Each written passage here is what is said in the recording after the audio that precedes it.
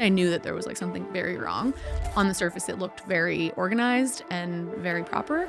But by 2009, I was back to where I was at 21. Like, what now? I did all the things and made all these successful moves. On paper, everything looked perfect. And you did it. But now you have nothing.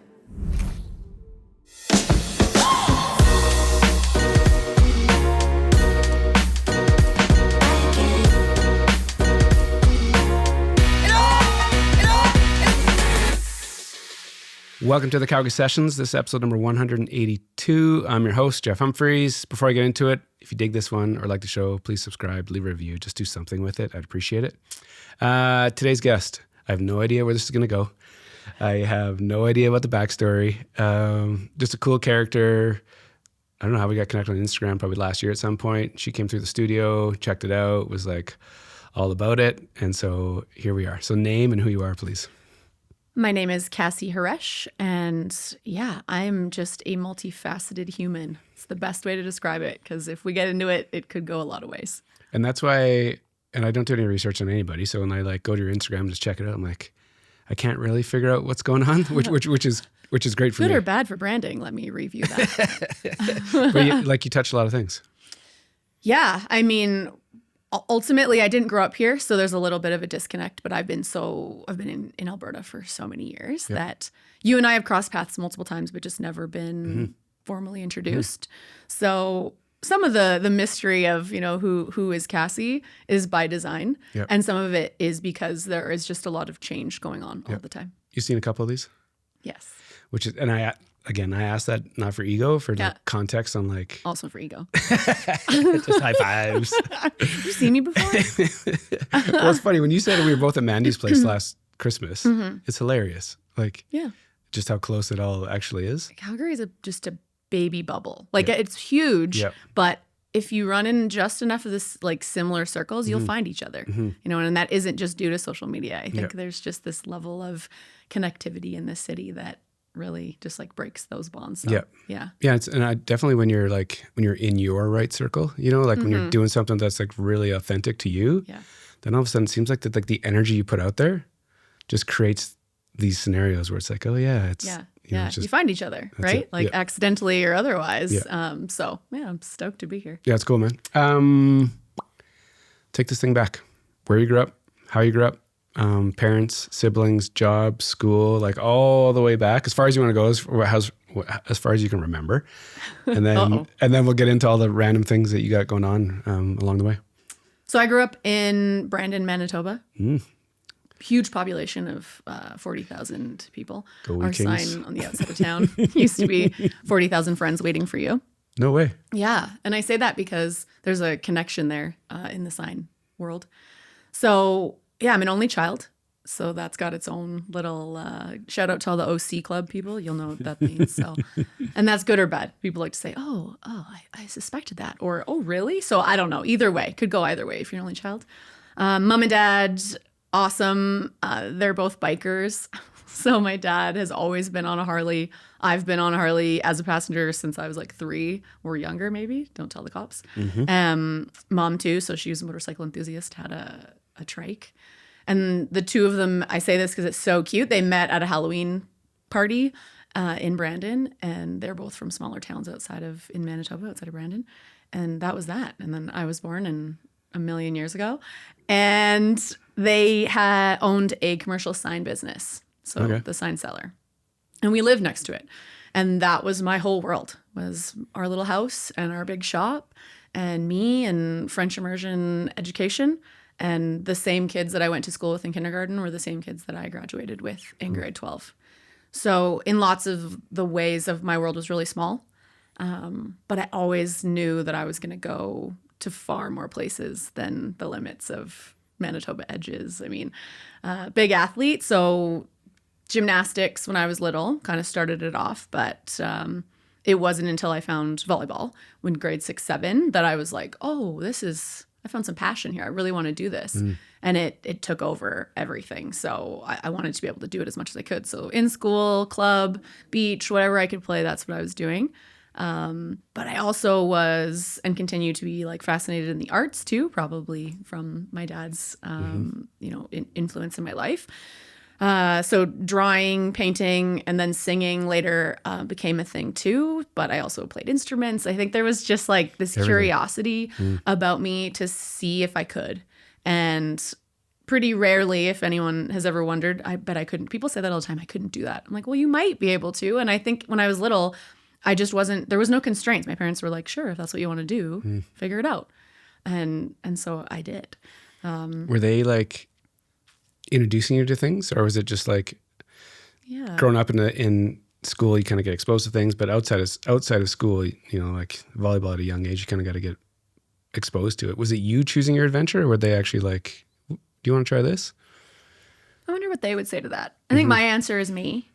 They were certainly like exposing me to things in the way that any only child is with adults a lot really soon. So I think that in that way, my exposure to like adult life as it was, or just the real world, was very fast, and in good and bad, right? Like I grew up really quickly. I was taking care of myself because that's what you do. You just like figure out how you're going to do this thing. Yep. Entrepreneurs for parents means that they were working lots. But again, I didn't understand commute times or anything. Like it was across the hall. So, hey, let's go to work. So yeah, I think that it was just my curiosity, their continued desire to say yes to things. And either that was to keep me busy, or because, like neither of them, for what it's worth, neither of them speak French. And I always ask, like, why would you put me in French immersion? Like, honestly. And their genuine answer is that I just had way too much to say too soon. And they were like, you were going to get bored. So we figured we needed to put you in something that was going to challenge you enough. And maybe that's just by design that I'm always like, well, what's next? Like, what else can I do? What's that thing? Ooh, that looks fun. So that thread definitely carries throughout my life. The idea of having your parents' business like across the hall, it's in the shop. I'd love to hear about like the signs you made and like the size of it all, because it's a very interesting. It's rare. I've never heard it before, but like that experience, like how cool was it? What were they building, and when did you get involved? So commercial signs, kind of a dying thing. I think it's coming back now. I got to say that. For years, I could say, oh, it's gone. Everybody knows how to use a computer. And that definitely happened to my dad. And he did adopt it. Yep. But he was the hand letterer. So like airbrushing, hand painting, beautiful signs. And that was why, shout out to the Brandon sign at the edge of the city. I just noticed them there. And I also have a podcast, and that's why it's called There Were Signs. Because there have been since I was very young, literally from the time I showed up. So my dad was he said, my understanding is that he began when he was young. So when he was a teenager, he would hand letter signs for businesses in his town in Dauphin, Manitoba.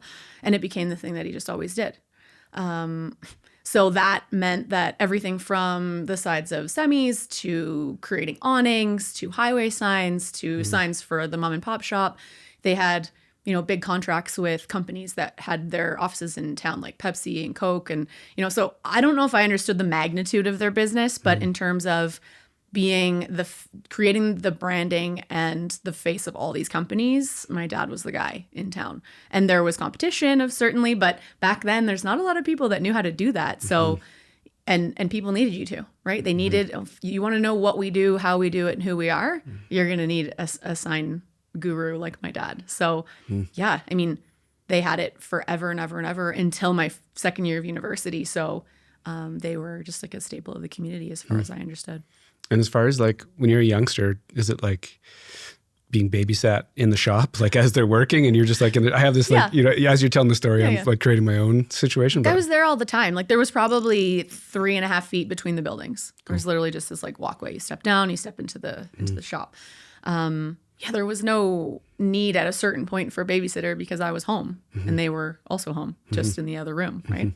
So I was there all the time. The smell of paint is something that just brings me back to my parents. Like they're just there. My mom's in the front room, being the face of the community and like answering the phone, and dad and some employees. We never really had a lot of employees. That was kind of a big thing because dad's a bit of a control freak, but also it was like, to your point, it was a very, like you had to be quite masterful at it to hire the right person. So when computers entered the chat, there was resistance. I see it more now, like that I can understand what was going on, but he still adopted it. By no means was he like, I'm not going to do this. It was when it started taking away people's interest in quality. They just wanted speed. And there are signs that he's painted that still to this day are like standing and look pretty brand new Cool. for all intents and purposes. And that's not the case anymore. But I do think there is some of that coming back. So it's neat. It's funny when you said the smell, because I was, again, when I hear these stories for the first time, I like paint my own picture. Yeah, quite literally. Literally. And so there's just like those memories, are they like, that was your childhood? Like just in a shop? Yeah, like on a Harley and in a shop, right? Like sounds pretty badass. And I think it was, but it was my whole world. Like you have no idea how different your experience is as a child until you start kind of seeing other people's families or scenarios, right? Yep. And again, like I was always that kid. So my friends were always those friends who have grown up with me since I was 5 years old. So it kind of just seemed normal. And it wasn't until later that I realized no one else's dad did that, first of all, like in the world. I've met a few people now and they are just gems. I find that a lot of times they're very similar in like, especially when they're men, which makes me laugh. There's just like a community of them all scattered across the world. But yeah, you don't know the difference, right? And that's that beauty when you're little. Everything is just perfectly normal and you don't have that imposter syndrome. You're just like existing as a little being in your cool little space. So it's a good spot. Yeah. The athletic side at a young age, just naturally gravitate towards it? And were you good right away, or was it, or were you like get into sport, had to figure it out and then excel? Always pretty athletic. So I'll say that, like my dad was a big hockey player, family was a big hockey family. Mom was athletic too. But neither, like I started skating for the obvious reasons when I was young, but there was never any pressure. And I don't know, both my mom and dad have quite large families in terms of siblings, and they were both the youngest. And I think that there's an element there, if I could, assume that they were like, you can just do what you want. Like, let's see what she picks. So there was never any pressure to do anything. So hockey wasn't something that I gravitated towards. So I like skating, but I was like, no. And gymnastics was super fun. And I think it's because I like flipping around and bouncing and stuff, but it got really stressful because around 10, the competition started getting really heavy for a 10-year-old. And they wanted me there like twice a day, 5 days a week. And that was the first time that I got presented with the opportunity to be like kind of more professional, elite style, right? And I remember meeting my mom and dad after like a competition, and they were chatting with me like, oh, do you like, here's the opportunity. What's your feeling here? Like, what are you thinking? And I'm 10, right? Like just so wise. Truthfully, I was like, no thanks, which is the exact antithesis of everything I've done in sports since. But the experience I was having, the pressure, the coaching style was so old world. I know that now. It was just not for me. It wasn't getting fun already at 10. Yeah. And I was like, no, thank you. I would like out. And they were like, okay, then you're done. And that literally was my exit from gymnastics. I just never went back. Tried a few more things. And I was always like good at them, but I think I was looking for that thing that like lit the fire where I was like, oh, I really want to like be a part of this. And so yeah, volleyball just, I was quick. I liked jumping. And there was that team element that made it from only child to like a bunch of people in a community.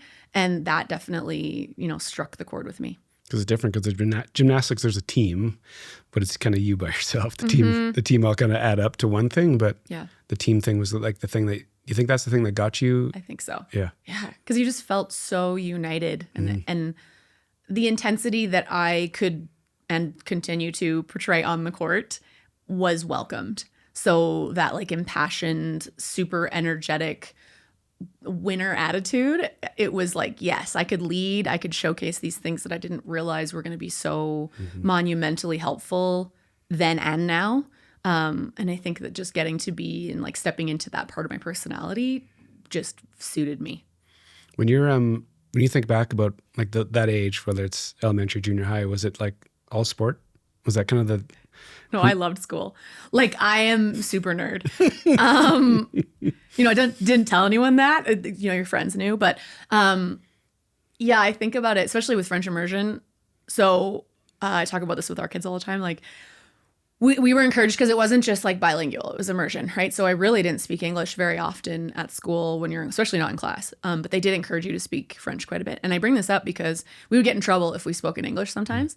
And as we got older, I had friends who were like, oh, speaking French is so dumb, right? And they were not trying as hard, and you wouldn't use the accent that you developed, and you saw them just like, we'd call it franglais, where you like wouldn't speak it. It would be kind of a bit of both.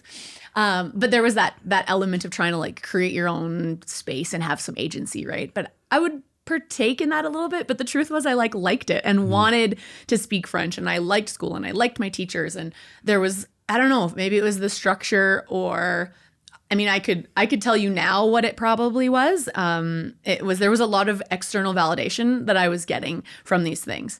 And as an only child, that is like, please, yes, please. Tell me how good I am. Tell me how important I am, and like show me that I have value. Yeah. Because it's very difficult to know for sure that you do when your only source of that is like your mom and dad.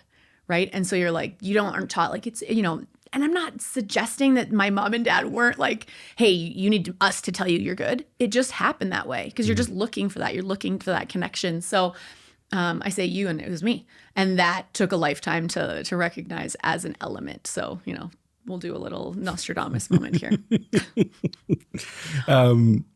Junior high school, crushing school, doing the sport thing. Life pretty how would you describe it? I don't want to put words in your mouth, but like. He knows me already. I already feel like I know you. I try to think about that sometimes, right? I think a lot, especially when you talk about it, it's either really bad or really good in those memories. I don't have a lot of huge flux. Was school, like the interactions, the interpersonal part, easy? Sometimes not.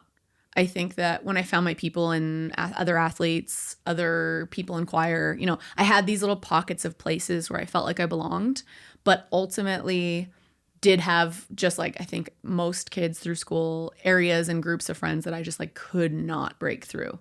Or I tried really hard to belong, or I'd shift myself to make it make sense for them. Did that a lot. There was like a lot of chameleoning going on. And I did it out of just desire to belong. So that was hard because that would be a lot of rejection that would go on. And I was definitely not like a classic girl who was like looking to have a partner, boyfriend, whatever. Like, so there was, once that was in the chat, it was super weird. I'm like, what am I supposed to do here? Like, these boys have all been my friend. We're like kicking each other in the field. And now I'm like, oh, like crushes. So I just remember there being a lot to navigate there. And I definitely liked having control over my scenario. So, and that's, you don't know that's what it is when you're a teenager. You're just like wanting to have friends and not get bullied. And, again, time frame, there wasn't any social media at the time. We didn't have any of that. So there was still an element to be able to interject in a lot of phone calls and like late night phone, sitting on the phone up against the wall. And I'll tell this story because it's like one of those things that people laugh about. But I'm proud of it. So back in the day, you may remember that there was a thing called a phone book, and a phone book contained all the phone numbers of everyone in all the cities and across your province. And you couldn't look anything up. You had to know their last name. And I legitimately got boyfriends from the phone book. So I say that as in I would meet them at a party or I'd meet them at a tournament and would be like, well, I didn't have their phone. I was too shy to ask. Like, I asked their phone number. And so I would just like open the phone book and look for their last name. And if there was more than 10, then we're going for it. And I am dialing to try and figure out which one this kid lives at. I took so much shit for that. Like, right? Can you imagine how embarrassing that would be for other people? But then later in life, those same people that just shit on me for it, other girls, of course, would tell me that they were just so jealous. They're like, how did you have the balls to just pick up the phone? I was like, I don't know. What's the worst that's going to happen? That's what I'd say. Like, they'd say no. And it's over the phone. I'm like, okay, well, I'll never see you again. Best case scenario, which happened 100% of the time, is yeah, sure. And then you find out if they're as cool as you thought they were. So funny. That does take some courage. I guess. Yeah. And I don't know. It was like blind, just like idiocy, I guess at the time. I'm like, I don't know. Sure. Like, what's the difference? But there's an only child element there. Like, you just step into yourself pretty soon because you're in rooms with other adults. You're having conversations with adults. You have to step up. You can't just be this shy little wallflower in a scenario like my parents where they had lots of friends and we were like at other adult houses and they had older kids. So either I'm playing with the other teenagers who are like, why is this child here? Or I'm sitting at the table like playing Uno with my parents. Like, it's going to be something that's going to translate into a personality trait for sure. For sure. Coming out of high school, did you have a plan? Did you you're like achieving a bunch of Yeah, things. Right? yeah. Like do some more. did you? Yeah. Was there like? And did your parents kind of like, how involved were they, or was it you kind of like choosing your own adventure? But how clear was it? My parents are always involved in the support element, but I don't feel as though my memory have a lot of them being like, this is where you should go. It was just kind of like, what do you think? What are you thinking about now? What are you thinking about? So kind of grade 11, I recognized that two things were happening. The commercial sign industry was going more digital. And there were these big conversations that I would watch my dad have and like frustrations around losing the ability to be as valued of an individual in a human sense, right? And it was clear to all of us that computers were entering and we were like, okay, well, what's going to happen, right? That's happening more and more even now, like years and years later. But I remember thinking like, I don't want to be obsolete. Now, could I have imagined that a lot of what we do like really could be automated? No. But at the time, it obviously was something that I could point at as something that I was like, well, I don't want to like pick a job that I'm just going to get like booted into the back because the computers are rolling in. So English had always been, or at least writing, English or French, but English class, I had a teacher there who was like really supportive and praised my work and was like, you're a really good writer. I do think that you should pursue something in this area. And it sat with me enough, and the attention that I got to like grow my writing and, you know, again, external validation, but there was something in it. Like there was a passion that I was like, yeah, I actually do really enjoy doing this. And that human element and telling those stories became something that I'm like, I think I could probably do that. So what's that look like, right? Communications, journalism, that's the area that I was kind of leaning towards around grade 11. Yep. Sports were never going to go away for me. I couldn't imagine doing my life without being an athlete. So I knew, again, from just like being a very cognizant person, even as a teenager, that school's expensive. We didn't come from boatloads of money. I wasn't sitting in a situation where they're like, we'll just pay for school. We'll help you get wherever you want to go, was kind of the line. But I don't know, maybe I knew it. Maybe I just felt beholden to everything that your parents do for you. But I was like, I want to figure this out. I want to try and get it paid for. And school will get paid for if you're an athlete in lots of cases, right? So the path was more focused on school. I wasn't worried about. I knew I had good enough grades that I would get into the schools that I wanted to, but it was like, if I got there, could I afford it? Would they take me as an athlete, right? There was all these what ifs. So back then now they have all these additional like digitized recruiting platforms for all the universities in the world to like look at you.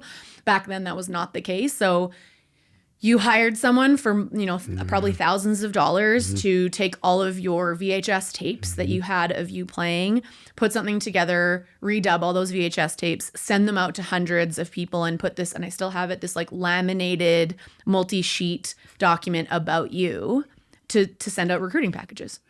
So that was like, in terms of my parents supporting, that was a financial contribution that they're like, well, sure, we'll get this, we'll hire this company, we'll send them out and see what happens. And I did recruiting trips and like had lots of offers, and it was incredible. I felt like, yeah, like look at me, 5'7", by the way, I'm sitting, but I'm not super tall. That's why the volleyball thing was like, oh, this is interesting. Eyes are bugging out of his head. He's like, liar. I'm not lying. And libero wasn't a position. So yet I was a left side, like an outside player. So yeah, I mean, as far as I was concerned, I belonged there. But it was going to be a little bit more of a challenge. I'm not a 6'2" player in any right, and you're going to have to prove your way. So great vertical, great grade point average, you know, personality to boot. I was hoping it was going to work out. So it did. Ultimately, I got offers from schools in the States, quite a few. 0 offers from Canadian schools. Not one single Canadian school offered me a spot. Devastating, because I really did want to stay in Canada. But ultimately the issue was that I didn't they had the schooling that I wanted. So they'd have like some type of communications program that wasn't just like a Bachelor of Arts. No offense to Bachelor of Arters.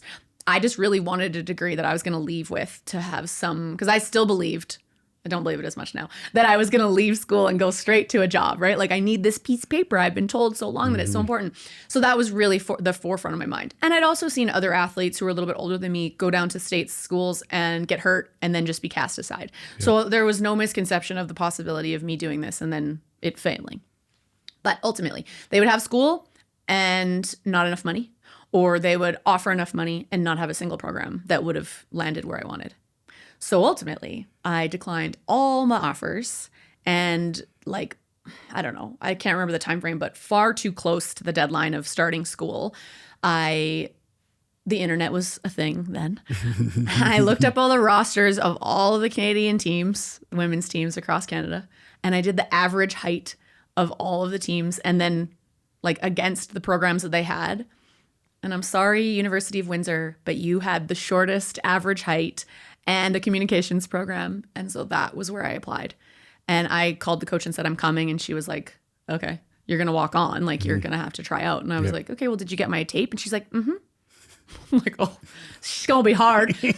But that was it. I decided that's what I was going to do. And like without any guarantee, my mom and my dad and I drove across the country because it's a long drive from Manitoba to the tip of Ontario, south of Detroit, by the way. Check a map. It's very weird. It's very, the way that it goes underneath. Yeah. And then I feel like this is going to be an overlaid moment. Well, you drive upwards to Detroit. So that's confusing when you're in the city because you're like, you have to go north. And when I was there, flash forward, I lived in a residence that was right next to the Ambassador Bridge, which is the overground crossing into Detroit. So I lived across from like the Detroit skyline. Crazy.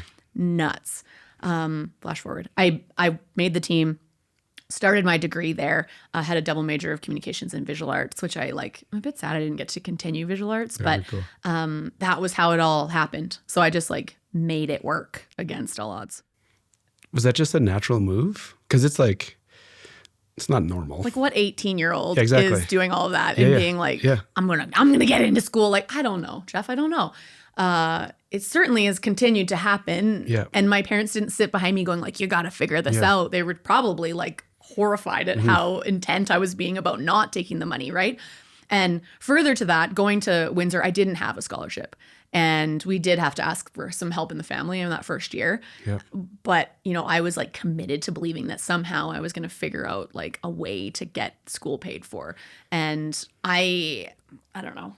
Astrology. I'm a Taurus. You're not going to get in my way. Like I am 100% bulldozing through whatever the problem is. You want to come with me? Then like, let's go. But if you're going to get in my way, like you're probably going to be an issue for me. So. The walk-on thing is fascinating. Like to have the either self-belief or the just being completely naive, like to walk on and do it. Like what I'm guessing you can remember. What did it feel like to do it and then actually like make the team do the thing? Yeah. I was definitely shitting my pants. There was no guarantee that anything that I believed in myself was going to happen. It's forever ago in so many ways. And I've done so many other things like that it's hard for me to imagine that I didn't just believe in myself. There were nerves for sure. And like tryouts were hard, but I don't recall thinking it wasn't going to work out. Yeah. Because it had to. I think that's why. Like, was I just going to go to school? Like I just moved across the country and by myself for the first time ever. It's a lot. My parents are 2 days away. This has to work. So yeah, I just was like, you gotta save a spot for me. Like put me on the damn team. People can like hope and dream and have like interesting expectations. Sometimes they're in the clouds, like sometimes not realistic. And then, but you got to have like this work ethic and then skill in the mix. It's like this trifecta of things to make it work. Did you just guess you had it? Did you just like, was there enough, I don't know, was there enough data points before that to like make you believe you could do it? Or was it like, it's very interesting because some people are just like, all three of those together is a unique situation. I just don't know how you figure that out at a young age. I think that's where, as I said, like I was looking for a lot of external validation, but I think that's where like the belief in me potentially coming from my mom and dad at a very young age saying like, you really could do whatever you wanted. Like not anything, but if you really think that this is what you want and like you're passionate about it, like you can do it. And maybe that's from having creative parents, right? There was no classical A to B situation for them in terms of career. They were both, like my mom was a social worker and then ended up helping my dad at work. But she also, like to her own right, is a poet. So there was like poetry around our house. And so I think there might have been, if I think possibly some, guideposts along the way, it was that. It was like, if you're passionate enough about it, like there's no reason to tell yourself that you couldn't. So is it naive? Maybe. But if you don't have a bunch of people just telling you like, that's really a dumb idea, that is absent from your thoughts, then, back to our point, like that energetic experience you're having, you're going to welcome that in, whether you believe in manifesting or you just think that like you can bulldoze your way into it. One way or another, there's something there. And I wouldn't have had enough foresight to understand anything in terms of now. I could look back, but even now, I can't say for sure that I had any real like answer as to why I kept doing it or I didn't doubt myself. Yeah. Because it's, I don't know how many walk-ons were there when in your era there, but... A couple, Yeah. 2 or 3. Yeah. Yeah, mostly local though. People that would just had lived in Windsor and just felt like they wanted to play. But yeah, nobody traveled from Manitoba to just try and make the team and already got into school and got into residence, right? Like those things all had to happen before I tried out. Yeah. So. Your university run, crush. Like, was it just like school? The double degree or the double major thing is really interesting just because of the art side and then the other piece. So I wish I would have got to finish it. And that's kind of the prequel to the next part is that my dad would have a heart attack that first year. So he was only 45, like, quite young. So yeah, that shifted a lot for me. I really wanted to go home. And the way that I remember it, and I say it this way because it might be disagreed, but I couldn't. I wasn't allowed until Christmas time. And he had a quadruple bypass and like survived, and to this day is still with us. But that was my whole life. Like, you're gonna tell me that I can't see this man who is getting his chest cracked open. You want me to wait? At 18, I was not pleased with this. I'm like, I don't understand. No one's ever told me I can't see my mom and dad, so I'm supposed to just wait. So it shifted a lot for me. I didn't know if that dynamic was. It probably fractured the relationship with the coaching staff and I too, because I no longer felt like my best interest was theirs. It's neither here nor there, right? Like, their decision making is their right. But for me, that was like, I don't know if I like this anymore. What's happening? So I did another semester after the next summer. I did like one semester, but I redshirted and said I didn't want to play. And she was like, well, you're on the bubble anyways. That's what she said. Great.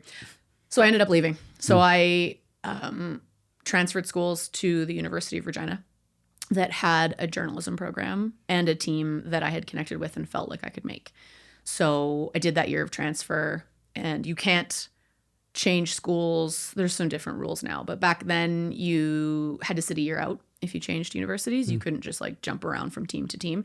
So I'd already not played that first half. So it was going to be like the next half of that second year would be my full year off of sports, which would allow me to play in my third year. But tryouts that June. So went to this new school, University of Regina. More of this. The theme has now presented itself. The journalism school in Regina only, at the time, I don't know now, but took 26 people a year.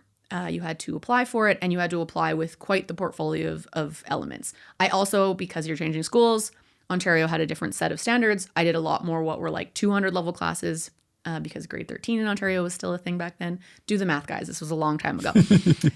I had to come in and try and prove all my classes. Then I had to try and get into this journalism program, but that meant I had to do a bunch of first year classes again and work on my portfolio and try and get on the volleyball team all at the same time. So I did all those things. And when June came along to try out for the team, I'd been playing on the club team, like with the same team and the coaches. I was sure. Like, naive Cassie in Ontario was one thing, but like for sure Cassie was feeling good in Saskatchewan. Like, I know these people. I'm not a stranger. I've played with them. And I fucking got cut. I got cut on the last day of tryouts. And the line, and I've written this in all kinds of blogs and stuff, was, we were going to keep you, but we changed our mind. Cool. I didn't know if I got into the journalism program yet. I was still waiting because it was that summer. And I was a disaster. To that point, as I said, it hadn't been a lot of no's that had happened to that magnitude. Maybe that was the first time. But ultimately, with what happened to my dad and all these things, right? Like, I was like, well, I may have screwed this up real big, because now I'm living in another province. I don't know what I'm doing for school. Now sport is potentially off the table. Like, what in the hell am I going to be if I can't be any of these things, right? I'm so defined by all of these tasks. So there was a pretty big turning point right there. Like, massive, right? And I was 21. Like, it's a lot. I knew nothing. Zero. Nothing. Yeah. That no thing, the getting cut thing, I can kind of relate to. Not at university level, just getting cut. Those ones hurt. Like, when for you, like, win, like, achieve. That one, like, you still feel it. Yeah. Like Yeah. it's still easy. Like you tell that story and I'm sweating because I'm just like, oh, that's so uncomfortable. Your body doesn't forget that moment of sitting across from these people that you're so sure about. Like, this is going to be great. I'm so excited to start at my new school. See you never. Like, what? Yeah. Do you, the lessons in sport is like, it's mostly losses. Almost everything, like it's very rare to win. Yeah. But the losses, it kind of does something for you. Like it either, I don't know, puts a chip on you or just makes you handle situations better. It's an interesting, it's a tough lesson, but it like. You have a choice. Yeah. You ultimately have a choice. In that moment, you can get that chip and you can be scorned for life. That you hate this sport, you hate those people. How dare they do this to me? Well, as you can imagine, I wasn't much of a victim and I never have been. And that's just 100% like built in. I've never asked myself like, why do I feel that way? But my soul's journey says no, no victims here.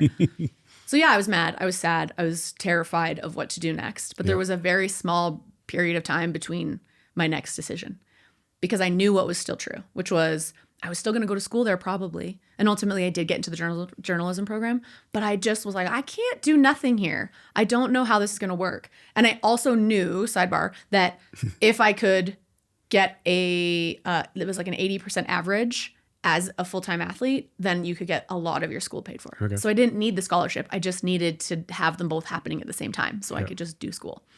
And so I was like, well, what am I good at? Like I can run and I can jump. So like what else does that, right? I'm not going to go join the basketball team and the football team's for the guys. So like what else does Regina have? They have a track and field team. Okay, well, how hard could that possibly be? I'm pretty sure I could probably do this. Like I had done track in junior high a little bit, right? Like everyone did. No way did I know what was around the next corner for me. But I called that track coach. Coaches got lots of calls from me in the early 2000s. I called her up and said, you don't know me and I don't know you, but like, here's my scenario and I'd like to try out. And university track teams want athletes. So she was stoked to have me, but I didn't realize that she was going to change the course of my athletic career by decidedly seeing me at tryouts and saying, okay, you're going to be a heptathlete. What? Why? 7 events? I came to do like 2 max and probably pretty average. No, I'm going to put you in like the elite of the elite to do the multi events with the girls. And she'd already clocked that I was not going to be like letting myself be bad at it. So she's like, great, well, you're going to have a lot of training to do. So the next 2 years of my 6 years as a track athlete were humbling AF. Like people, you don't know what a track athlete is until you are with the track athletes. Like I was not an athlete until, year 3 of that. Yeah. So,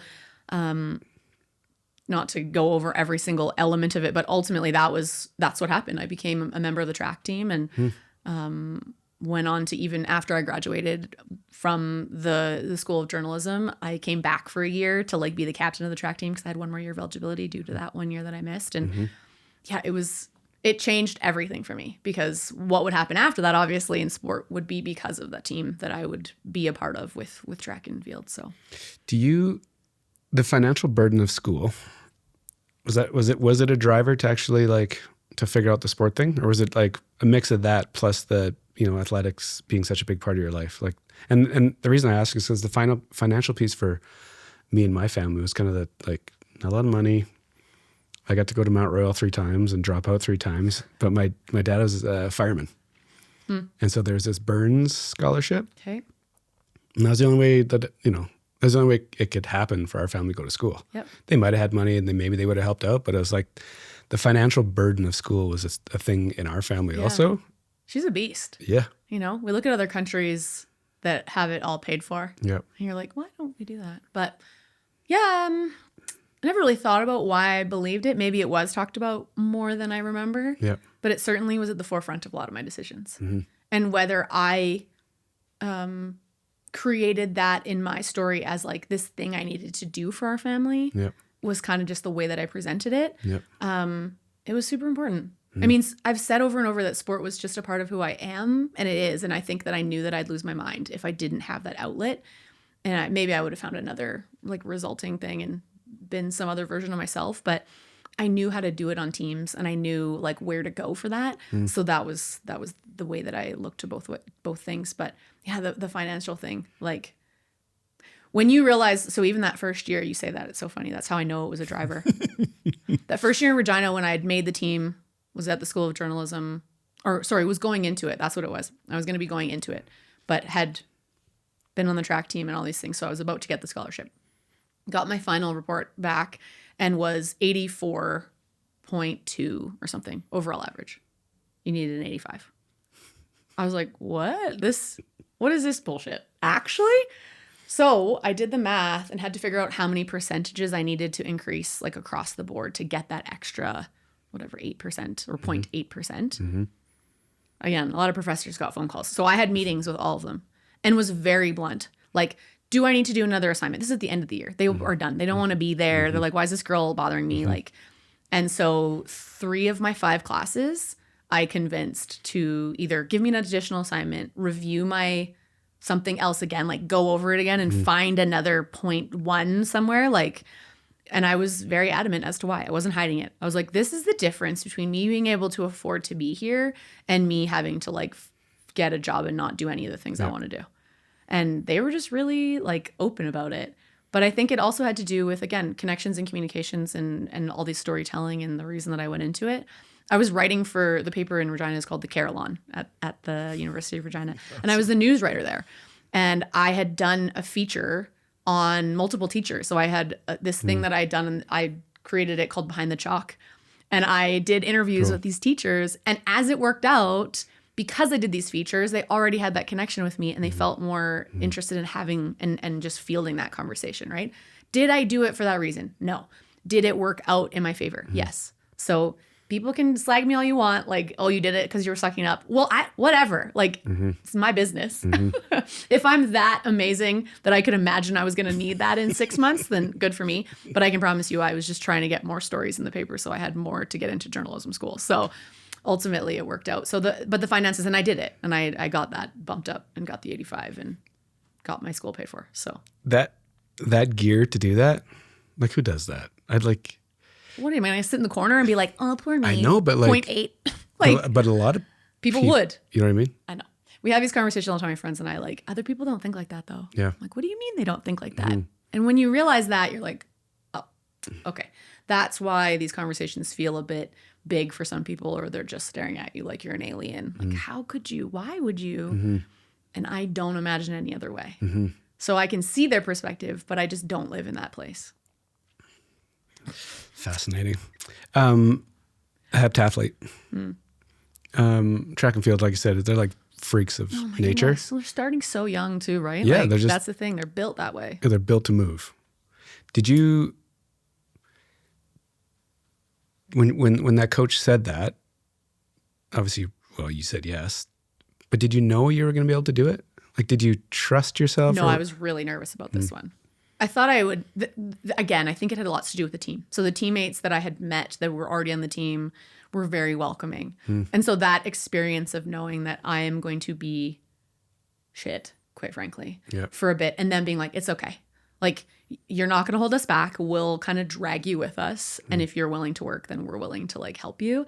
Meant that I, again, found another group of people in a very individual sport at the end of the day that felt like home. Like I was like, okay, I'm not going to be doing this alone, which as a doer is a lot of my life is like, I'll just do it myself, right? I couldn't do this by myself. I wouldn't have been able to train myself if I didn't have people at least standing in the wings going like, we believe you, you can do it. So there was a bit of that. And again, there's like a bit of a naivete, like, okay, well, I guess you're going to figure it out, right? Like there's some crazy... There is some crazy shit in there. Like how could you imagine that, Cassie, you're asking? Like, I don't know. It's that you just don't let that come in, I guess. You don't let that thought come in. Yeah.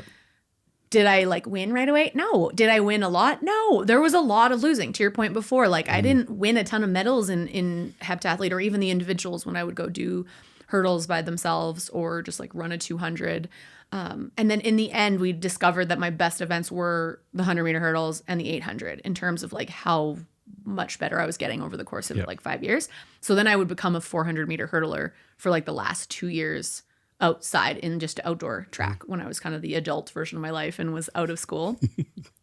And that, anyone that has either seen, understood, or had someone that does that event, Killer. like crazy, killer, right? Why would I do the hardest event as well? But there's all these things about it that just like felt hard enough, but you'd see the successes that I would just want more. I would want to keep seeing, like, where's the line in this thing that I'm doing?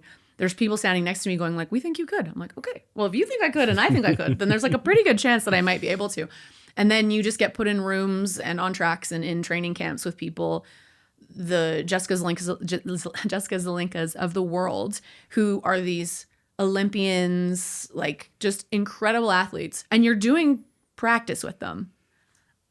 Okay. Well, you better get some self-belief because you're getting your ass kicked in everything and they're not looking at you like you're garbage. They're just like, hey, like, welcome. You're not going to beat me today for sure, but nah, like maybe ever. Yeah. And the answer is never. But there was a respect there. And as an athlete in any sport, when you find people that are willing to respect you enough to like welcome you to the field of play, and if you're working and they're working, then it just feels like a place that you can grow. Did you have much self-doubt in that age, like university? Like, Yeah. Like I could sit here and say like, I was just so confident. I don't think so. There's a lot of emotions that come in during that time and you're just lots of phone calls and tears and quiet moments of like, what have I gotten myself into? There's just no way. Those aren't as close to the front of my brain as everything else. But if I try and go like, how scared was I during times of not being good at things, of being an imposter? Like, yeah, I think it was a quiet driver underneath the surface all the time.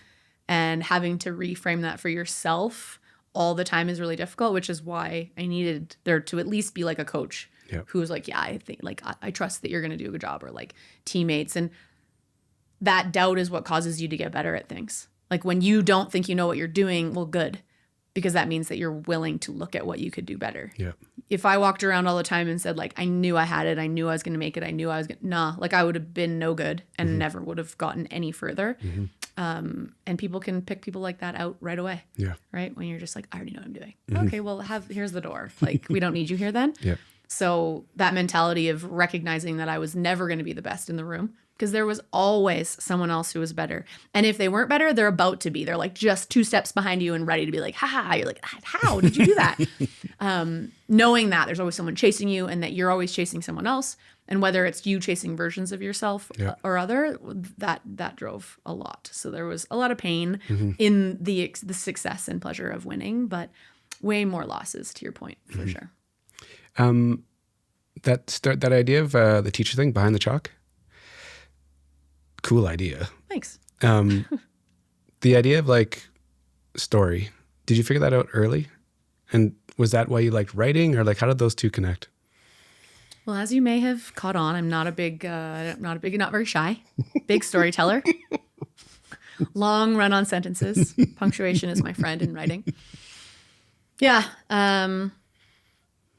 I love talking. Like, I love it. I love talking to people. I love talking about people, as in like, I've heard your story, let me tell you. So that was always something that was just a part of me. And when I realized that I could do it as a job, or someone would like let me just be the person that says everything to everyone, there was that little spark again, just showed up and was like, hey, like, you really like this. You come alive. And again, a lot of people, external motivation of being like, hey, yeah, we like this of you. I'm like, okay, great. Me too. Great. Works out for me.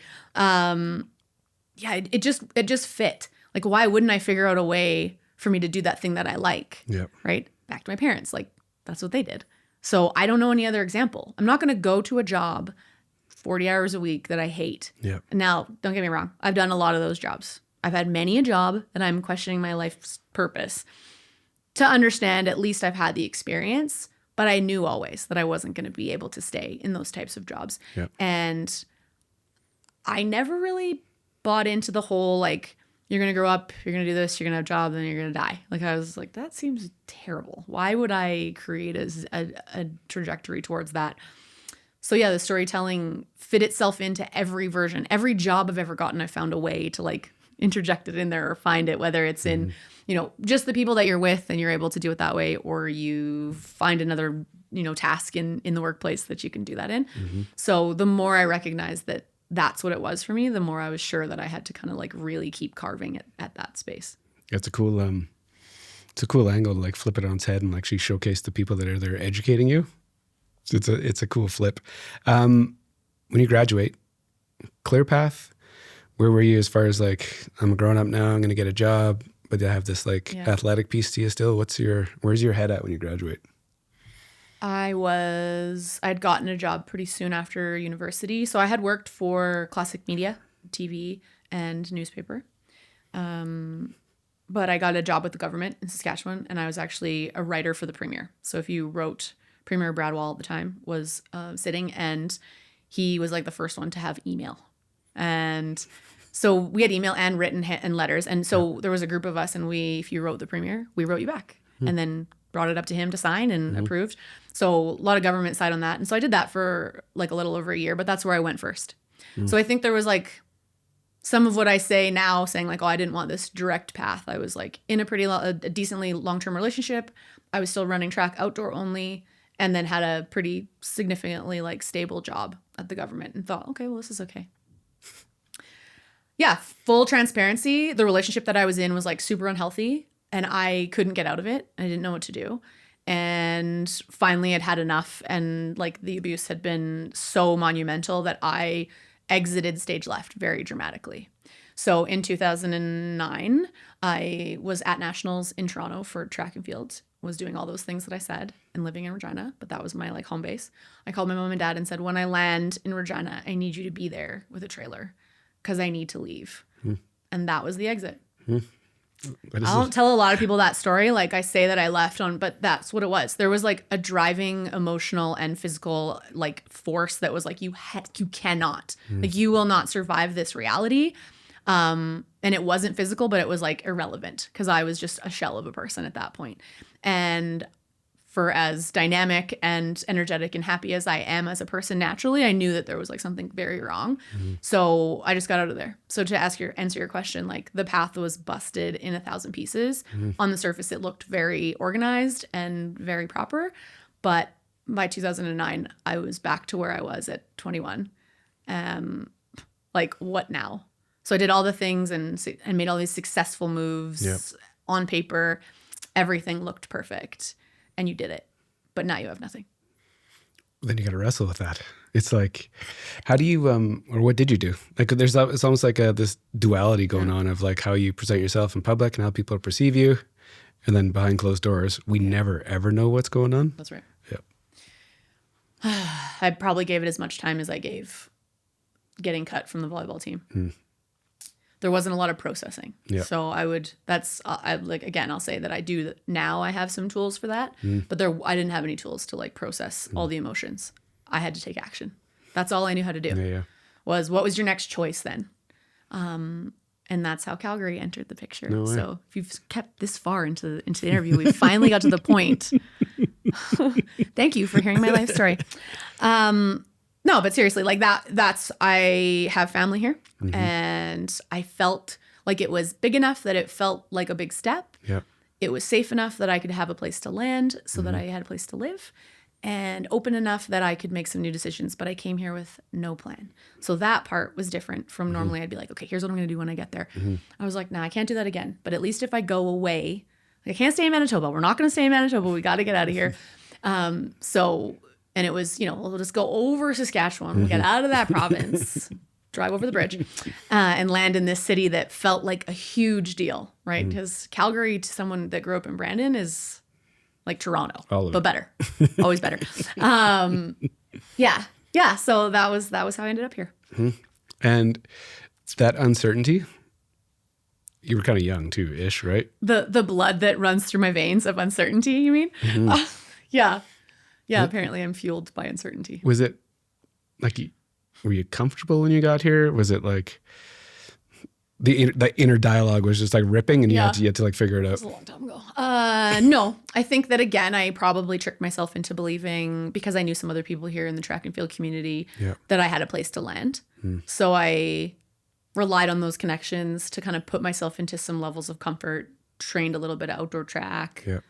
found a job at Lamley's Western Wear. That was my first job. Awesome. Couldn't get a job in media. Like, not a surprise now that I understand how the world works, but I just didn't know anyone. So they're like, who's this chick? Like, you haven't even worked anywhere and you just got out of school. So there was a lot of fear that I, again, maybe made the wrong choice, but I didn't have anywhere else to really choose. Like, it was that or go home, and going home wasn't an option. Like, that was an option. I could have done it, but to me, that was not what I wanted to do. I was going to be on my own and I was going to figure it out. Like, if what I just did for the last 10 years gave me something, which it did, good and bad, then what do I do with that now? So it's like it's a big move to like go from here to there. How'd the athletic thing like chase you once you got here? Like, once you got your feet under you, you got a job at Lamley's, so you're all like decked out. Selling cowboy hats to cowboys. No business of doing so. Yeah. The athletic piece, did it like stick around, and did you crank it back up? Yeah. So that was the next piece of connection, right? So once I started training a little bit of outdoor track with these athletes who needed someone to train with, no, they didn't. I just got invited. They were all sliding athletes. And the sliding community was the next community that I met and was integrated very quickly into pushing a sled in the ice house. And then that winter, the same winter that I got here. Now, again, remember I said 2009, so that meant the next Olympics were in Whistler, Vancouver. Yep. So there was a huge buzz in this city and across the country, but for sliding sports in particular, sports that I knew about and kind of in the last 3 years had known about, maybe 4, we'll say like the Olympics before, but no real desire. And again, like, I was pretty sure I was done with high level sports, right? I was 25, was for all intents and purposes like trying to find a new path, but it wasn't that I'm like, I'm going to go try to be an Olympian. At no point, for all of the Olympians who have sat in interviews and said like, I dreamed of being an Olympian, I did not dream of becoming an Olympian. And that's not because I don't think they're incredible or that whole path is like the thing. I just had other stuff going on. I wasn't like, that's going to be my path. I was 5'7" volleyball player. That's probably why. Then I'm like, definitely not going to the Olympics. I wish the beach team could have called me. But so when I was introduced to skeleton and then got to do a driving school in October of that same year, which was like a 3-day school that when the track was open here, you could do. Yep. I was hooked.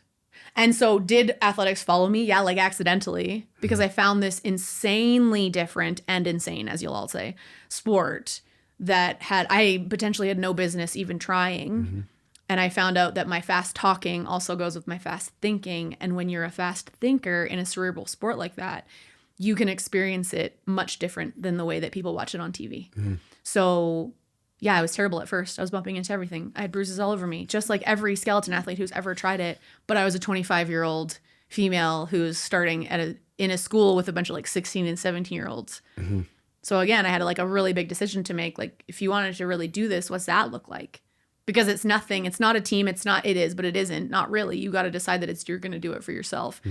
And I thought I was supposed to be trying to become an adult at that point, right? Not trying another fun thing. But the parameters of my life at that time were very much like, do what you want, Cassie. You put yourself here, so what do you want? What do you want to do? And it was that. And so I gave myself 5 years to make the national team and did it in 2. When you're 25, to like double down on sport again? Crazy. Like absolutely bonkers. Strange, right? Why would you do that? The sport doesn't even really... It's not one that lends itself to an older start either. Yeah. There are certainly circumstances that, like myself, John Montgomery, people that have started a bit later, success.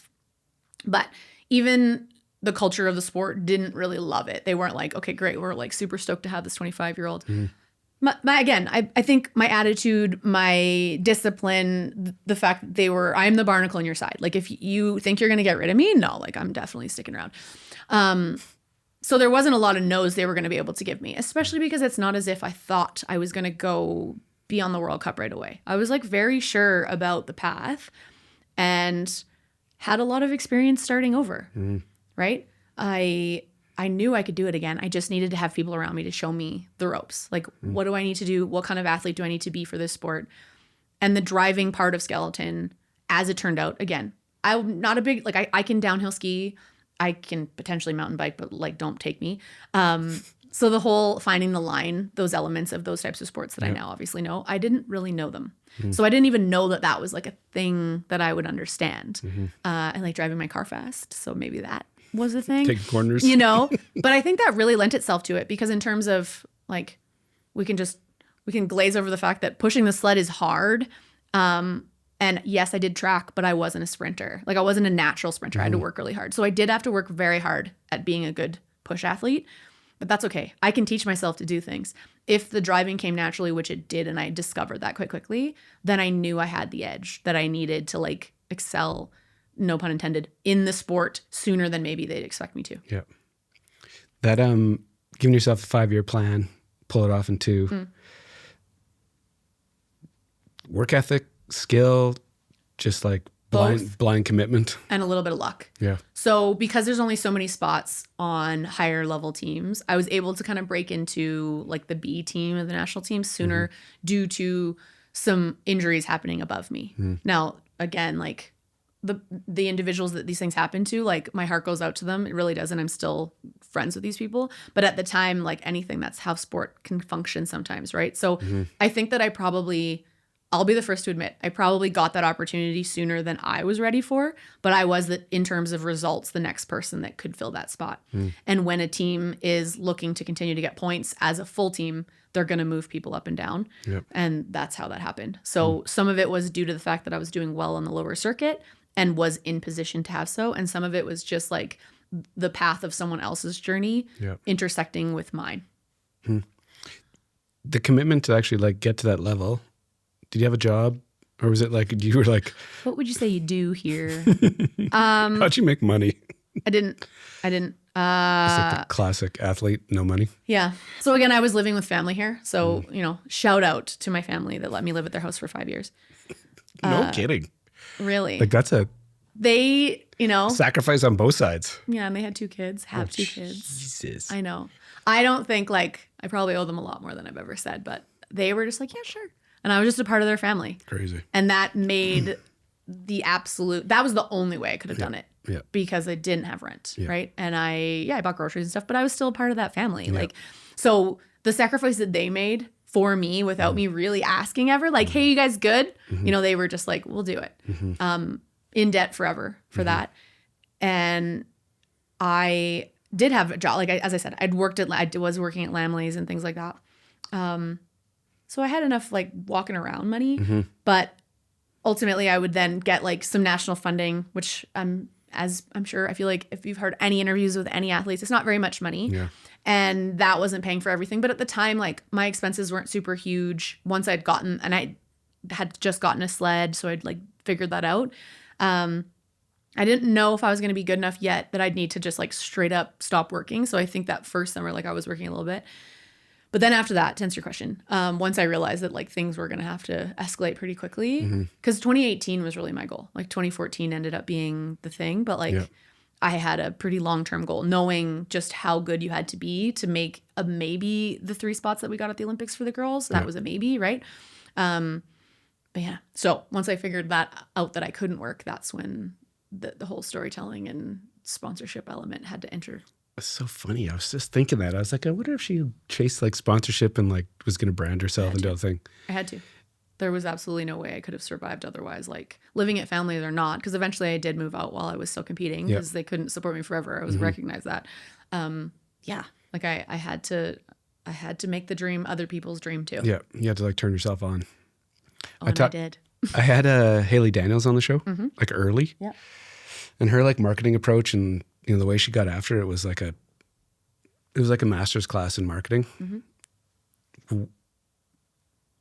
You said it, like storytelling, selling, like you just knew it. You knew to go there quickly, and how did it work? Yeah, I think it was built in from my understanding of media, my understanding of journalism, my understanding that that's still a business. Yeah. I have no misconceptions that the news is really the news, maybe in some small pockets of the place, but not anymore.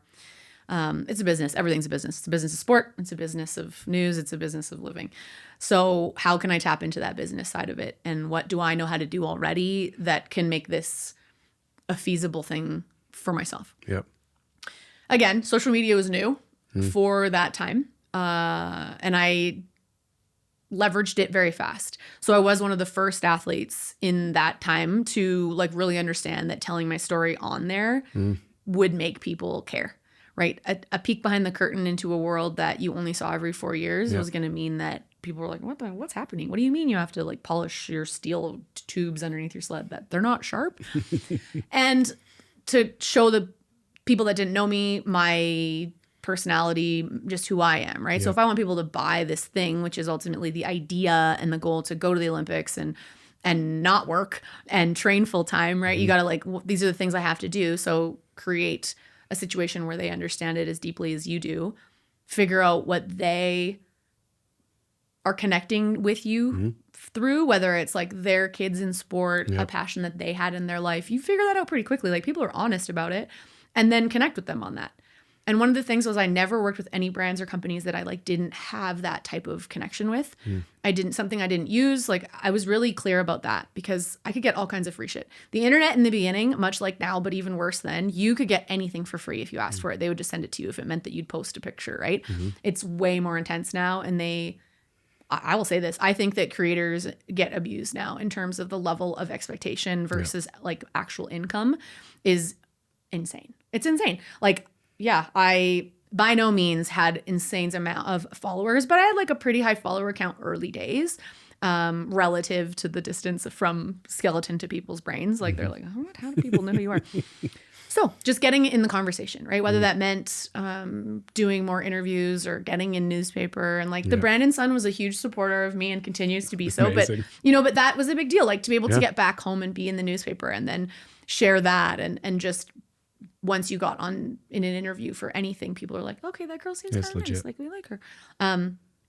So yeah, I started off with the classic like package and tried that for a little bit, but then discovered the things that I needed to do differently that didn't work, that ultimately got me in some rooms, that got me some yeses. And then I had enough people with enough zeros behind the offer that I could then pay for the things I need to pay for, pay the people that worked with me, travel around the world. And then once I was on the World Cup, like things were covered to a certain degree and I didn't have to worry about working. It's an interesting skill set to have.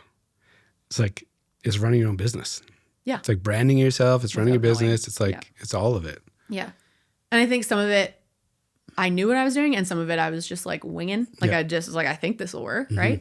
Again, like picking out the phone book and calling my next boyfriend. I already practiced cold calls.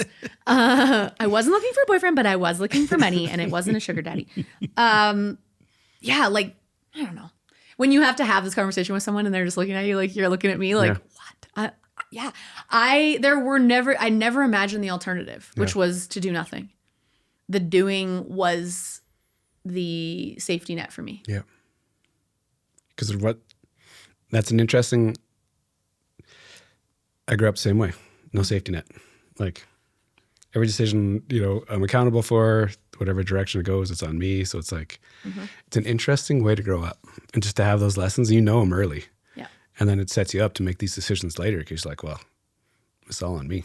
Yeah. Like give it to me. I'll figure it out. And if I have more things to figure out, it'll probably get figured out faster because now you've made the pile bigger. You can sustain your life like that for a really long time. Yep. But at some point, and I have discovered that like there will be things that will challenge to see if you would like to continue or if you would like to learn an alternative that may suit you better for the next chapters of your life. Yep. And I say that like kind of ominously as in it's, like you can decide. I think I could have probably lived that way until I was dead. I honestly think I probably would have seemed very successful. And for all intents and purposes, people would have been like, wow, she sure did a lot. I sure did. But kind of as I alluded before, like the no processing, like how many emotions. Yeah. I think that's why I struggle with those questions when you ask, like, how are you feeling during there? I was like, to be honest, I only just realized how many more words there were for feelings in the last 5 years that I didn't have access to. It's pretty good to be insulated against those things when you're really trying to succeed though. Right. But how can you function as a person if you're not willing to actually feel what's happening? Like something else is going to happen to your body. It's almost like a split personality. Don't say that. It's like, is that what this is called? Episode 3 million, split personality with Cassie Hawrysh. But it's like, it's an interesting dynamic. Did you, when you're kind of on that path, it's natural for you. You like double down, do it, just hammer it, crush it, go do this thing, like put it on repeat is the kind of thing that I'm hearing here. Yeah. Does it end up where you want it to be? Do you get the thing you want? Is all the work and all the time and selling yourself and all the things like? No. At the end, I was in position to go to the 2014 Olympics, within the top 10 in the world right before those games in Sochi. And a lot of shit goes on in those last couple months before team selection. Some sports choose teams way before, a year before. Sliding sports are not that way. There is a very, very close window of performance that you must achieve, and decisions can be made. And at the time, there was a lot of coaches' discretion written into our contracts, which is very, very stressful for someone who's like, well, but if and they're like, well, we made a decision. So when your future, much like the time that I'd get cut in university, is landing on someone else's choice, even when you believe that you've done everything you could possibly have done, like heart, soul, blood, sweat, tears, every sacrifice you've made in your life to this moment, you have now landed exactly where you said you were going to land, and you're waiting for those decisions to be made. As far as I'm concerned, I was the second sled to go to those Olympics. I did not get taken. I was made the alternate. And it was the first time in our history as a sport for the women's side that we only took 2 women. And that was due to some decisions that had been made for how many sleds we were able to compete against weeks before. And so we lost points and didn't have 3 positions to take to the games. And so ultimately, like right up into the day of the final decision, I was like sitting in an office in Calgary face to face once again with another person who would tell me that like, you're not going to be the person. So, and to this day, and I'll say this here because I've taken shit for it, some people refer to me as an Olympian and some people get really pissed that someone has said that about me. And I say that because I understand the weight of that title. Yeah. I don't wander around telling everyone I'm an Olympian. I tell people that I was an Olympic alternate, which is true. But in a city of hundreds of Olympians, I want you to all know that I would never and have never misunderstood the weight of that word. I wanted to be there. I wanted to compete. And I believed that I would have been among the best. Like I'd been to Russia. I had done that track. I was ready to go. Decisions that were made changed the course of my resulting next steps. And again, like did not have tools to be able to deal with that and was furious and crushed and ruined. And our sport did so bad that year that we lost all of our funding and I returned and everyone else retired. And I was face to face with, funding bodies that were like, I'm sorry, who are you? And I was no longer remembered after having quite the tear of coming up from the bottom, ultimately to fall from grace as far as I was concerned. And then I wanted to do it on my own terms even more.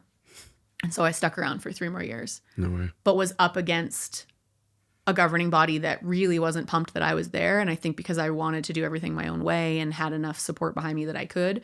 And yeah, there was just like, there's a million factors in a sport that is based not only on your physical ability, but also on equipment, all these things. And so I'm not going to make excuses. I think I did everything that I could do. That in 2017, 2018, when I decided to retire before the Olympic teams were named, that was exactly when I needed to finish. Like I finished on my own terms and I rode that thing until the wheels fell off, both emotionally and physically. Yeah. That emotional, did you just know when you were done? Did you know like you were just drained? Yeah. Had the chases. I'd been put up against other athletes like head to head quite a bit that final year on purpose. They were like putting me in these scenarios where a race that was for something else was also a race within a race where we were fighting. And there were a lot of signs. And I say that because there were a lot of things happen those like last couple months that were just telling me that I needed to stop. Like I had never in all the years I slid broken a visor. And on that one race in particular, I absolutely smashed my head on a bump and like got a huge bloody nose inside my visor and the visor was broken and I finished and took my helmet off and looked like a horror. Like that never happened. There were just things that were like, this is no longer the thing you want to do, right? Like I was certainly not having fun when that happened. And even more so, I had given the report that like, okay, this happened in track. Like there's something on the ice someplace.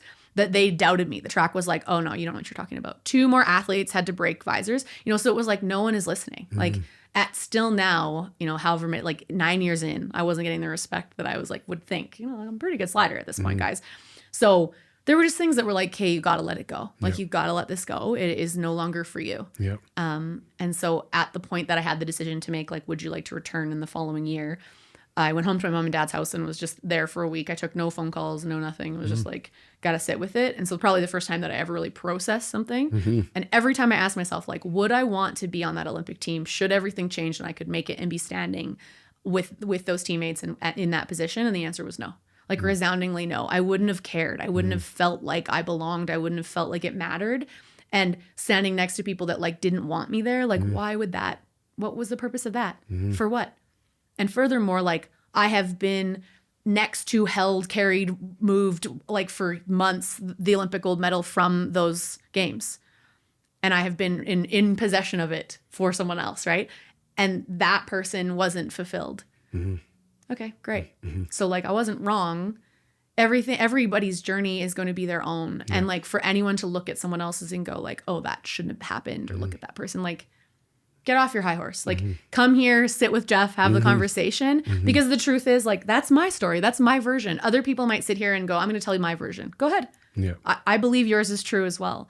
And I more than anything, for the girl that didn't want to go to the Olympics, like that's all I wanted, right? But I've had to let that go and recognize that like that title isn't the be all and end all. And if anything, my almostness is far more relatable than everybody else's ability to potentially or have won. Yeah. It's that 0.00% of people that get to go, and even less that get to win. But I've seen behind the curtain on all elements, even if I didn't get to go myself. And I know exactly what it could have been, and I'm okay with how it went now, but I wasn't for a long time. Like I was, you and your storytelling capabilities just like tee me up. You're just like, here you go. That transition out, it's not I'm assuming it's not a smooth transition. No, not at all. Because it like the time and energy commitment, like it's easy. It's a quick conversation of like for a lot of years. But we're actually in it though. Like that out is not, well, how do you explain it? Yeah. There's a lot of threads that tie themselves to you when you try to release your ability and identity, better word, to something like that. I was the head coach in Whistler the year after that. Some by design probably, but also because I was like having a hard time letting it go. Yeah. I was in relationship with a bobsledder at the time. So like was still tied to that world. Yeah. And ultimately that would be where that gold medal came from, those games. And so like incredible experience, and still got to be a part of that in my own adjacent right. Yep. But like, shit, it's real hard to get out of something when everything you do is still tied to it, even when you're not physically laying on a sled. Yeah.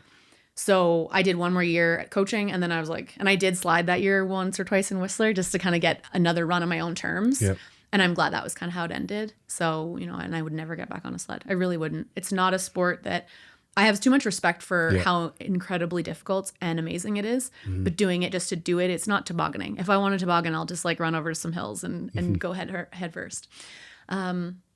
It continues to weave itself into my life now. Yeah. So I couldn't sit here and say, I don't think about those things. And only when people ask me. This city is that for me. Every person, every group, every like interaction I'm having, there's always a chance that someone that I knew from that time of my life is there. So I'm reminded all the time of a version of my life that my now husband had nothing to do with, right? Like we didn't know each other then. We didn't even see each other. And now I'm in this other chapter of my life with someone who like is able to look at me and go, wow, you're really incredible. And I'm like, you have no idea. No, like genuinely, you didn't see any of it. But I love that. But it does make it tough to unwind when you have to be so honest about like, oh, sorry, I'm that way because my like traumatic response to this experience comes from this other massive weight that I carried for multiple years. It's pretty incredible. And if you don't want to do the work, again, that's fine. That's your choice. You don't have to. You could probably function until the day that you leave this plane. But I was not of that way. I couldn't carry that anger or that frustration. And again, we'll go back to it.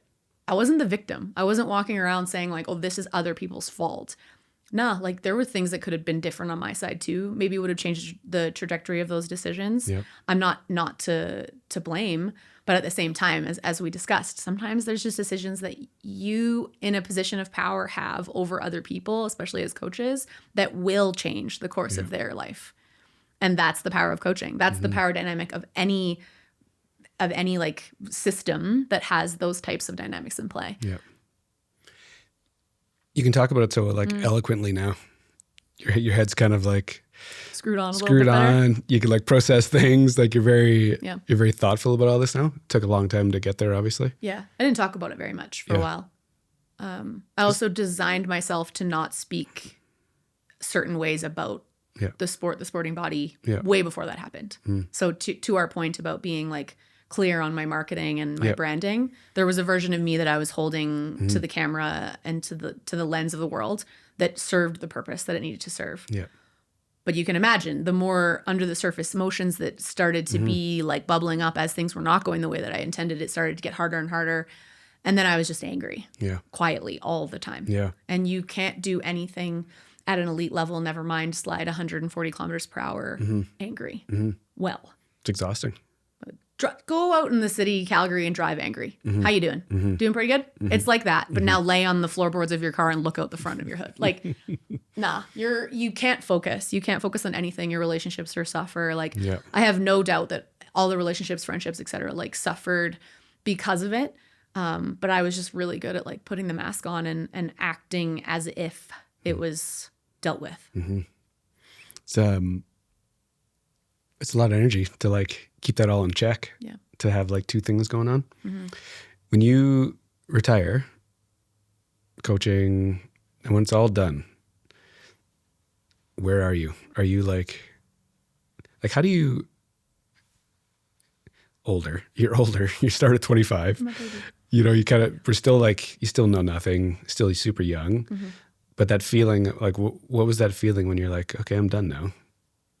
Was it a reset, or did you have things like lurking in the weeds, or like, what was your move? It would take some time because, as I said, I was still like in literal relationship with the sport still. Yep. So it wasn't until like COVID times Crazy. that because I couldn't get away from it. Yeah. My life still had so much to do with it. So I put my efforts towards someone else's dreams and experiences and put myself second. And I think, again, it was a way for me to just escape, right? Just straight up divert my attention away from myself, which would result in a lot of resentment and a relationship that couldn't last. And that was the way it obviously needed to go because I wasn't learning that lesson any other way. And I couldn't find myself until the whole world got told that they had to shut up and stay inside, I guess. Because I wasn't doing it for myself. I had things to do. So there was a bit of that. So that reset didn't arrive until 2019, 2020. You're forced. Did you know the reset had to happen? And did you when it presented itself, did you fight it, or like? When I found myself out of the relationship and face to face with like nowhere to be and nothing to do. Like that's a spot for you, right? Like COVID's an interesting thing for me because I just started my business, working in my basement. Yeah. Everybody's going digital. I'm a digital marketing guy. So I don't know. People got to figure out this digital. This timing is fantastic. So it's like, I didn't struggle. Got it. Yeah. You were wound a little different. I was. Maybe I am, I'll say. I am. No, but at the time, I think that to answer your question, like I was very relieved. Yeah. There was this sense of like, oh my gosh, like, because I couldn't even think of anything to do because even if I wanted to, I wasn't allowed. Yeah. The world's like, no, thou shall not pass. I just found myself like enjoying my own time. Back to the OC club. Like I love being by myself. I love it. It's the best. I love my own company. But I hadn't been doing a lot of that because I'd been just looking for external elements. And like I'd started coaching volleyball at that time too. So there had been a reconnection to that world. Yeah. I subbed not a teacher. I don't have any business doing it, but they were like, I was living in Ontario again. I was able to work as like a temporary kind of assistant, like in the French immersion Catholic division. Cool. So it was weird. Like right before everything shut down, I thought I was like, oh wow, I'm like reconnecting to my roots. I'm speaking French again. I'm playing volleyball or coaching volleyball. And then the world's like, no. I'm like, okay, I guess not. So no then. So yeah, I kind of lost all three of those things, like relationship, job, passion in sport. So it was like, I didn't have a choice. So instead of trying to think of something to do or fix, I just had to sit and hang out with my dog. And I could still do brand partnerships because to your point, right? Digital world was still loving it. So I could still shoot some stuff and make some money and expenses were low.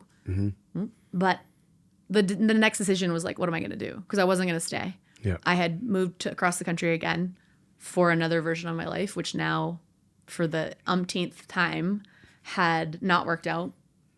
And I'm like, well, I don't know. I guess I'll go back to Manitoba. After all these years, I will choose that thing that I was been choosing away from. And so I ended up back with my mom and dad for, I mean, really didn't last very long. It was like a total of 6 months, but 3 before I found another path. When you go back to Manitoba, is it how'd you feel? Was it like you knew you had to be there, or was it like I'm low and I need to like reset and this is like no, I knew I needed to be there, and it created an opportunity for my mom and dad and I to like spend some time again too. It was cool. And I like trained them and we were working out and stuff, and Awesome. it was Yeah, neat. that's cool. It was a really cool experience that had all the elements that you can imagine if it was like it was a series of a show. That's kind of what I'm thinking. Like it had the arc and everything, You and got it like written out the already. drama, the love, the anger. Go move in with your parents and find out. Yeah. So I'm glad I did it because I think there were some some elements of our relationship as a little trio that needed to be readdressed in my now adulthood. But it was beautiful. That's cool. And it allowed me to finally remember who I am. Simple as that. And that allowed me to step into the version of my life that I'm like now living, and the person that I found in that time, and like literally the love of my life. Like how in the hell would I have imagined that was going to happen? And where did I meet him? Like back in Alberta, right? So like I needed to come back to this place, and but I had to go away first to come back. It's a lot. Like it's a lot of What? like it's This is like a big episode. Big episode, Jeff. It's like it's not a straight path, obviously, Nah. but like it's not the bottom, but like the down, and then like shaking it off and like figure it out You're again. trying to like draw the arc. I'm like, it's pretty messy. This book is a big book. Yeah. Now, when you came back here, did it just like make sense all of a sudden? And did it feel like less pressure on you? Yeah. Again, it was all like in the midst of all of the shutdowns and open shutdowns. And so there was a lot of like, I was still driving across Canada at that time and traveling, like, I don't know, it allowed me to just have some freedom to make some choices. Yep. And I was at a beer mile. I got invited to come to a beer mile in Canmore. And so I did. I was like traveling through, coming back to Manitoba, and that's where I met Evan. So like, did it feel like it was meant to be? There was no pressure for anything. I was doing some cool stuff.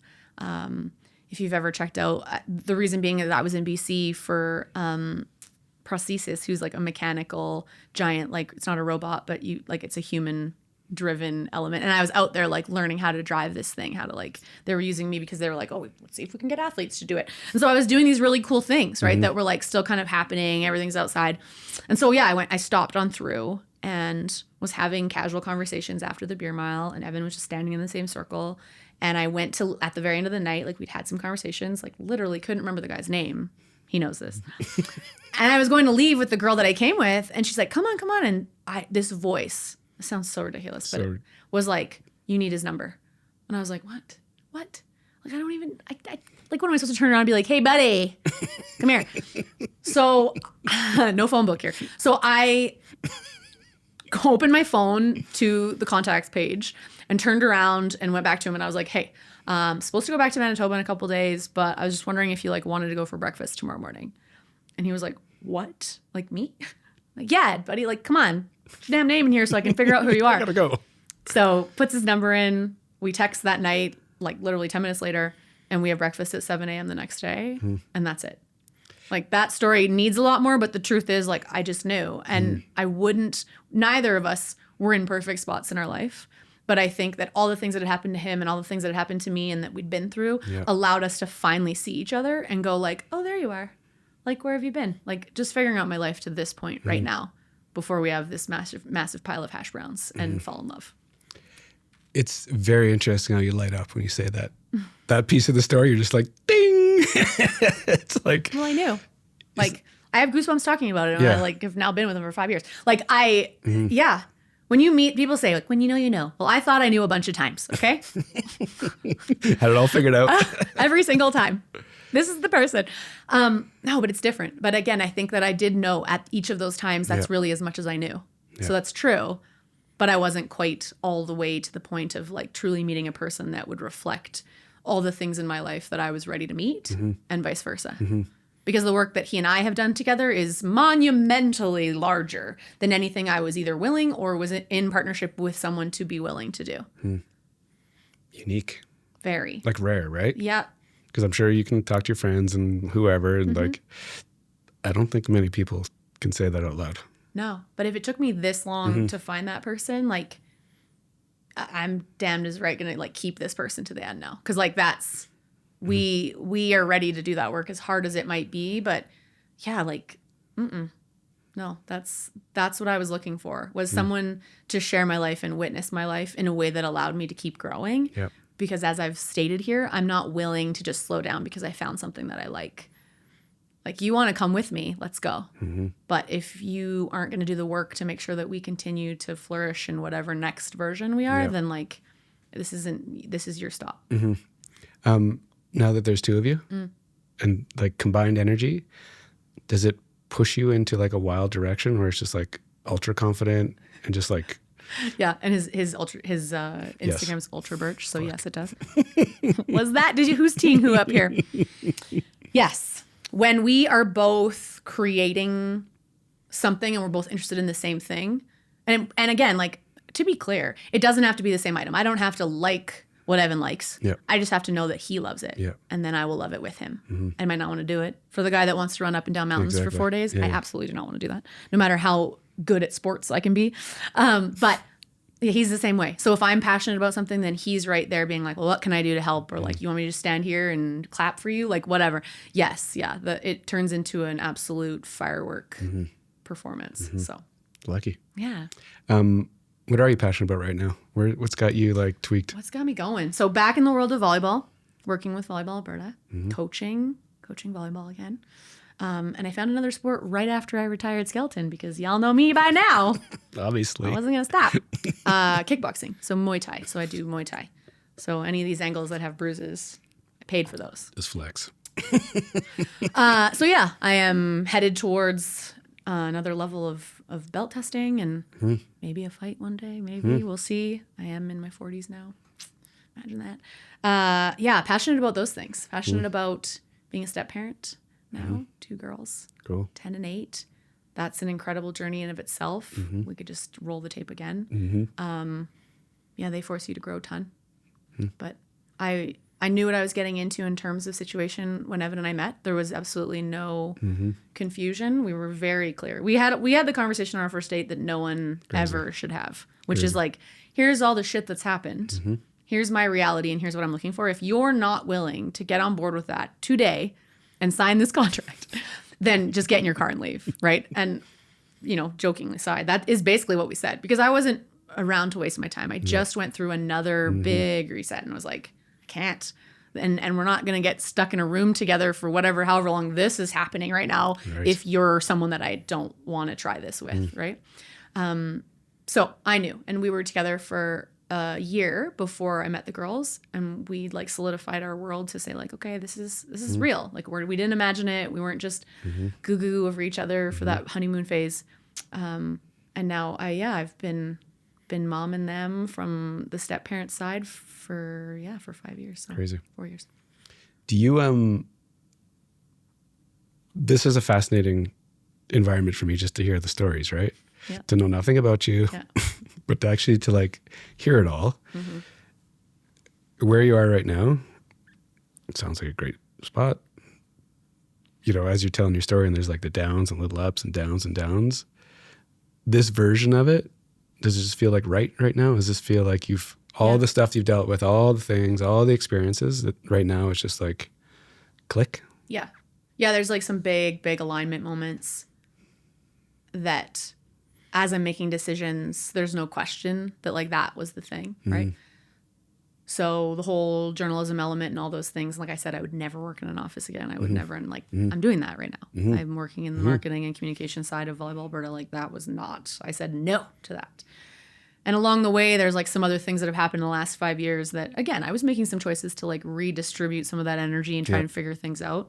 But to save your viewers and listeners some time, I'm making decisions with a little bit more clarity now because of that alignment. Yeah. So I'm still stumbling and I'm still doing some things that look insane, but my lessons are learned that way. Like when I look at Evan and we're like talking about a family decision or whatever, and I go like, I need to do this though. And he goes, okay. Like even if he can look at me and say like, that's not going to work out for you, or I can do the same, but we have to trust each other that like, I'm still living my life. Yep. This is the first time me being this girl and him too. So to have that support makes it a big difference. And elements like being able to host the Stampeders home games all the time now for the last 2 years, like that alone, I used to shoot photography for the Rough Riders in Saskatchewan. I didn't think that I would ever end up back in a football position doing something, and never mind like on the Stampstron all the time, getting to be 50 feet high. Like it's cool and I love it. And it also gets me back into the community in a way that I didn't imagine, right? Sports have always been a piece. I've broadcasted for CBC at the Olympics for multiple years, but that was always just this thing I got to do every once in a while. Yeah. This allows me to remember why I was headed towards journalism and what it was. And it was always the people. It was the people and the experiences and the personality. And every time I can bring that into what I'm doing, then I know I'm on the right path. Wild. It's like... Wild child. But it's so interesting how it's all connected. Like that's the interesting thing, right? Like it's just always just like there's this thread. Right. Which is why my podcast, mine is There Were Signs, because there are. And that's the thing that for me, it just like, it all fit together when I was trying to come up with that idea. I'm like, how am I going to tell these stories? Because I, like you, like love to have conversations with people. But when you ask people to tie it all together for themselves, they then find them and go, oh, wow, yeah. Like there was this moment where maybe I didn't recognize it at the time, but now when I look at it and go like, there was this thing that was like right here, big arrows, right? So these signs that have lived with me from the moment that my dad, you know, like sat me on the bench and was there just like hand lettering something. And I'm like, wow. To now looking around going like, was that person just, was that something I should probably pay attention to? You know, so it just has you be a little bit more aware, like notice things, clock them. If it felt like something it might have been, it doesn't have to make sense to other people. People might go like, that's nuts. Why would you assume? Doesn't matter. You somebody that like sees all the numbers on the clock the same and you're like, oh my God, 11. You know, like, yeah, be that person. Like let it point you. There's some intuition there that I don't think we listen to enough. And if I had been busy worrying about what other people might think of all the decisions that I just told you about, I probably wouldn't have made more than half of them. Because they would have looked too outlandishly insane. Like, you're never going to be able to do that. You're never going to be able to do that. Like, people would have told me that. But I wasn't there to ask you whether or not I needed permission. I just needed to know if it was something that I wanted to try. It is cool to kind of operate with that energy of like trusting it, like trusting your intuition and like seeing these signs and then like either having the experiences behind you to know that you can trust it. Like that's the unlock. Yeah. Because we can sound like whimsical and like woo-woo talking about exactly. it. Exactly. That's what I try to say. Like, it's not that though. But it's not even like, you just have to be, I think, and for me, being on this side, as I hear these stories and people like trusting gives me more like depth and ammo to trust myself. Yeah. And to like deconstruct. As you're talking, I'm thinking about my experiences and like connecting all my dots. Like it's such a, and now, I said this a couple of years ago. I was on a podcast and I said to him, I was like, I feel like I'm in the Matrix right now. Like I can like see it. You know, I can like see it. And I don't feel that way right now, but at the moment everything was like clicking. Yeah. But it is cool to be able to like trust it and really get after it. Because just this, the path becomes clear. Yeah. It's that sharing too, right? When you said that, maybe that's where we like intersect in why we love the storytelling, because it does just that. The more people you meet and listen to and ask questions to and find out about, the more together we all feel. And the more that unified experience becomes less of a like, oh my God, I'd never be able to do that thing. And a more of like, oh, like anything is possible. And this random person I just met is doing this in like crazy little path. And it's so cool. Cool. I like some of that. Oh, I have this thing in my life that I would also like to try. And now I'm like more motivated to do that, to your point, right? But that wouldn't come if we all live in these silos of experience. And I do think that, especially with kids now, I'm seeing that there is a shift back to that community style of experience. I won't say quite living. We're still kind of stuck in our little spaces, but we are reaching back out again. And was it the COVID times? Was it other? I don't know. But something had to break. We couldn't just exist in these like unilateral blinders on, like this is my path. I need to be important. Look at me. We need each other. And we need each other in a much deeper way than I think we're realizing. And by being able to be honest about your experiences, regardless of the magnitude of pain that may live in them for you, like sharing that allows you to A, heal a bit, and B, break the possibility of someone else not trying. Yeah. You being able to say that, so like thoughtful and eloquent, does the podcast help you kind of like get what's in here out of your mouth? Like, has it helped you kind of like refine how you communicate? There's a lot of resistance there for me. So I can do this in front of someone else endlessly. I could do 3 more interviews right now and make it sound different. And I'm not even doing it on purpose. It genuinely like comes out because I'm like, oh yeah, finally a place that I can talk about this. Yes and no, I guess is the answer. So yes, when I'm doing it, when I'm like committing, when I step through that fear to do it. Yeah. But I think back to what I said about being very careful about what I was saying and how I was presenting for so long. It's a bit of a built-in mechanism now. And I have to be really mindful that I don't want to show up anymore that way. And so even now, like there's things that I'm like, wow, did I really just say all that out loud? And now he might use that as a clip. Oh my God. Like, you know, but that's true. Like, I'm like, no, show up, do it. You've promised yourself that this is who you want to be now, is like authentically you, not the authentic version you were showing up as in a time where that was the best case. So the podcast does. And when I have these conversations with these people that say yes, I find that magic. But then I have also like taken a break due to life being lifey. And then I'm like, why am I resisting going back to it? Right. So that's for me to kind of work through right now. But when I'm doing it, I could just live in my little basement studio, just like plugging away at 1,000 conversations. So I know it's right. It's just maybe now some of life has gotten in the way and not allowed me to have those same thoughts where I'm not worried about other things. And that's okay. It's just like a different journey for me. But yes, it does help for sure. Thanks for doing this. Thank you. It was good. Really cool. It's so interesting that we have run the same circles. We've been in the same rooms and just never met. We weren't ready. I know the timing's like, and that's why this experience for me is it's random, but it's not. And that's why, you know, generally every person that sits down is like, it's just a cool conversation. Because it's just like when you're in a groove in Calgary and there's like-minded people that just kind of connect, it's like, it's a cool situation. Well, I appreciate it. I appreciate being able to tell this story in this chapter of my life too. Because it sounds different in my ears too now that I'm saying it out loud again. And what's cool about this environment is like, this is just a snapshot from like 0 to whatever you are right now. But it's like, it's such a interesting, like, it's like the start of a legacy piece, right?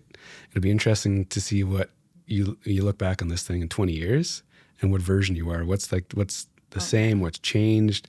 It'll be so cool. I love it. It'll be really cool. It'll be cool for me too to just like, I think what I'm doing is I'm like stockpiling an endless amount of stories that I can then, when I'm like old and like whatever I'm doing. You're like, I want to hear Cassie again. Yeah. Just like fire this thing up. Like it's just going to be this like, and for me, I have no idea what it looks like. And I've never thought about this, but to go back to this point of my life and just all these connection points with people, like it's going to be ridiculous. I'll interview you next and then you can have your point in this year. I end the show with one question. When I say Calgary, where's your head go? Reinvention. Every time I have showed up, gone away and come back has been 100% open doors for me to try again and in another way. And while I've been able to do that in lots of places, Calgary is the one and only city in Canada, in the world, that I have chosen to come back. And I get a feeling of excitement every time I'm on a plane landing back at YYC. So reinvention. Amazing. Thanks again for doing this. Thank you.